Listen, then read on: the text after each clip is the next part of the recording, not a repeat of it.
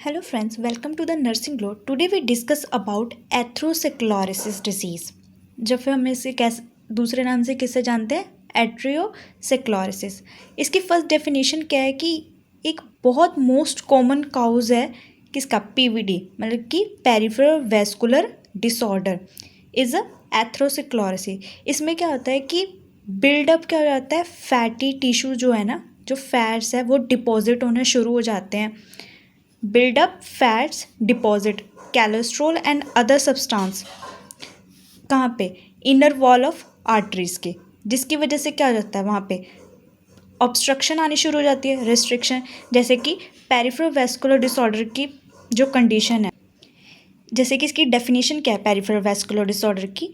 It's a refer to group of condition. ये बहुत सारे ग्रुप्स की कंडीशन में देखने को मिल जाता है. ये क्या करता है कि जो अफेक्ट करता है हमारे ब्लड वेसल्स जो कि outside the heart and brain.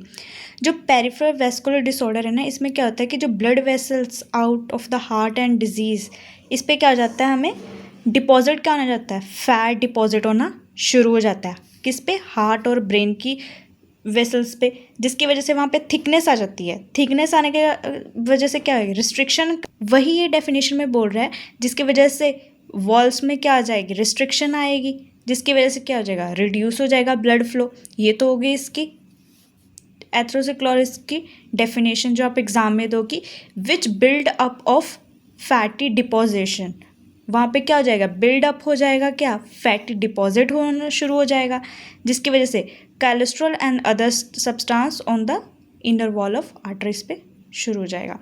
Next हम बात कर लेते हैं इसकी इटियोलॉजी, किस किस कॉजेस की वजह से ये हो सकता है. कोई पर्सन स्मोकिंग करता हो, जो किसी पर्सन का हाई ब्लड प्रेशर हो, जो किसी पर्सन को डायबिटीज़ मेलाइटिस हो, स्ट्रेस की वजह से रिस्ट्रिक्शन आनी शुरू हो जाती है. सेडेंट्री लाइफस्टाइल, जिसका बहुत डिस्टर्ब लाइफस्टाइल हो, जो डाइट रिच ऑफ कोलेस्ट्रॉल, जो बंदे बहुत ज़्यादा ही ऑयली प्रोडक्ट्स लेते हैं, कंज्यूम करते हैं, उनको भी ये फैट्स क्या है, जमा होना शुरू हो जाता है. कहाँ पे? हमारे हार्ट की वल्व्स पे, हमारे ब्रेन पे, जिसकी वजह से क्या है, रिस्ट्रिक्शन आने लग जाएगी. एज लोगों में सबसे ज़्यादा देखने को मिल जाता है, जैसे कि 45 अबव, 40 अबव, ऐसे लोगों को देखने को मिल जाता है. जेनेटिक फैक्टर ये भी फैक्ट करता है. रिस्क फैक्टर कौन कौन से हैं?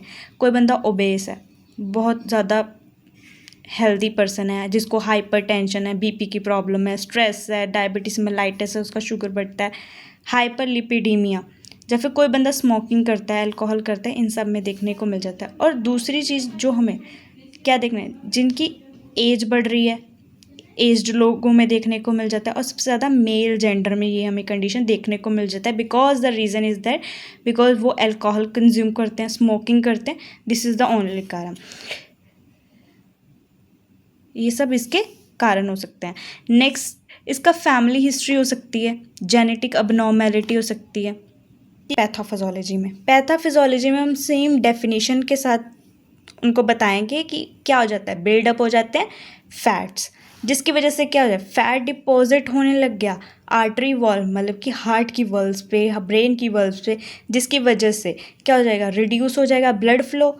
एज एथेरोस्क्लेरोसिस की progress, the arteries become increasingly narrow. क्या हो जाएगी, आर्टरीज क्या हो जाएंगी, नैरो होनी शुरू हो जाएंगी, जिसकी वजह से रिस्ट्रिक्शन हो जाएगा, ब्लड अच्छे से पास ही नहीं हो पाएगा, इफेक्ट हो जाएगा वो एरिया पे. अब वहाँ पे ब्लॉकेज आ गई, वो नैरो ही होगी और रिस्ट्रिक्ट हो गया हमारा ब्लड, जिस वजह से क्या हो जाएगा, इन्फ्लामेशन आनी शुरू हो जाएगी, क्योंकि प्रेशर बढ़ गया एक साइड पे. ठीक है, उसकी वजह से in early stage muscles cramps में अक्कर, मसल्स पेन होने शुरू हो जाएंगे.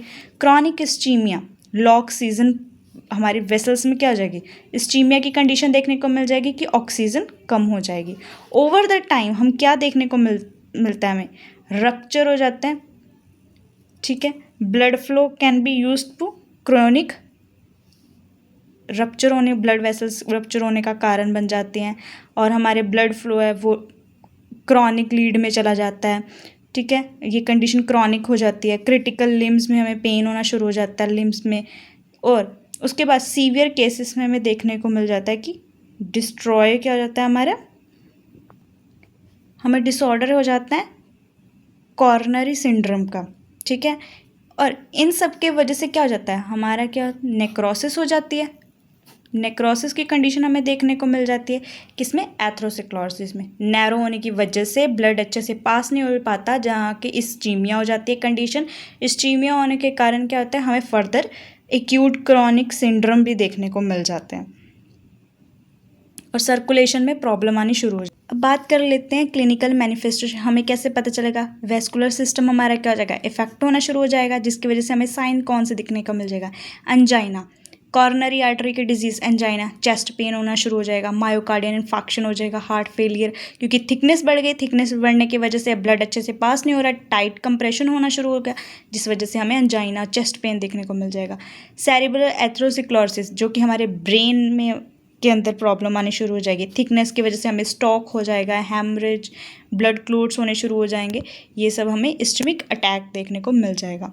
नेक्स्ट आयोटिक एन्यूरियस और आयोटिक ऑक्लूसिव डिजीज़, ये हमें वेट लॉस होना शुरू हो जाएगा, ठीक है। रीनल आर्टरी में देखने को क्या मिल जाएगा, हमें किडनी की पुअर हाइपरटेंशन होनी शुरू हो जाएगी, रीनल इनसफिशिएंट, किडनीज अच्छे से काम ही नहीं कर पाएंगी। पेरिफेरल आर्टरी डिजीज़ में हमें क्या देखने को मिल जाएगा, ये सब हमारी सब क्लिनिकल मैनिफेस्टेशन है। अब हम बात कर लेते हैं डायग्नोस्टिक इवोल्यूशन। फिजिकल एग्जामिन कर सकते हैं हम, आर्ट्रियोग्राफी करवा सकते हैं हम, ब्लड टेस्ट करवा सकते हैं, ब्लड शुगर लेवल चेक करना, कोलेस्ट्रॉल लेवल चेक करना कि क्लोट्स तो नहीं बन रहे, सब चेक करना, स्ट्रेस लेवल चेक करवाना, सीटी कराना, क्या है कंप्यूटर टोमोग्राफी कराना, एमआरआई करवाना, इलेक्ट्रोकार्डियो करवाना, इलेक्ट्रोग्राम करवाना, यूज टू साउंड वेव, किसके लिए कि वेल ब्लड मूव हो रहा है कि नहीं, when the heart beats are through arteries, अच्छे से ब्लड मूव हो रहा है कि नहीं। उसके बाद एंकल ब्रेकियल इंडेक्स करवा सकते हैं, ये क्या शो करता है कि पेशेंट को जो एथेरोस्क्लेरोसिस है इन आर्टरीज और उसकी लेग और फीट में जो दिक्कत तो नहीं आ रही है ना, बेसिकली हमें इधर पेन देखने को मिल जाता है। उसके बाद कार्डियक कैथराइजेशन करवा सकते हैं हम। मैनेजमेंट में हम क्या कर सकते हैं, लाइफस्टाइल चेंज करो, मेडिकेशन ले सकते हैं हम, कंप्रेशन करवा सकते हैं, ठीक है, बाईपास सिरिंज करवा सकते हैं, बाईपास सर्जरी करवा सकते हैं। उसके बाद मेडिकेशन कौन से ले सकते हैं, एंटी प्लेटलेट्स ले सकते हैं, सच एज एस्प्रिन ले सकते हैं, स्टैटिन ले सकते हैं, अदर कोलेस्ट्रॉल मैनेज करने के लिए मेडिकेशन लेते हैं।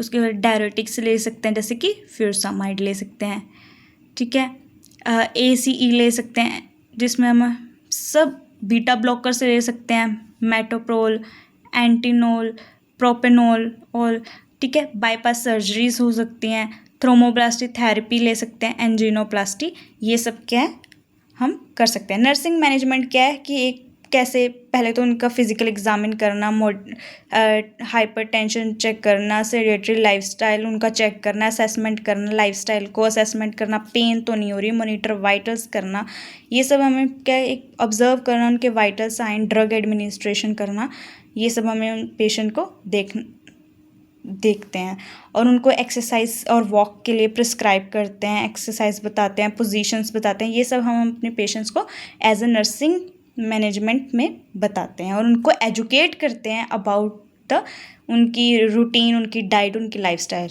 के लिए। ये क्या है हमारा ये सारी कंडीशन किस में हमें देखने को मिल जाती है, एथेरोस्क्लेरोसिस की कंडीशन में। Thank you for watching a video.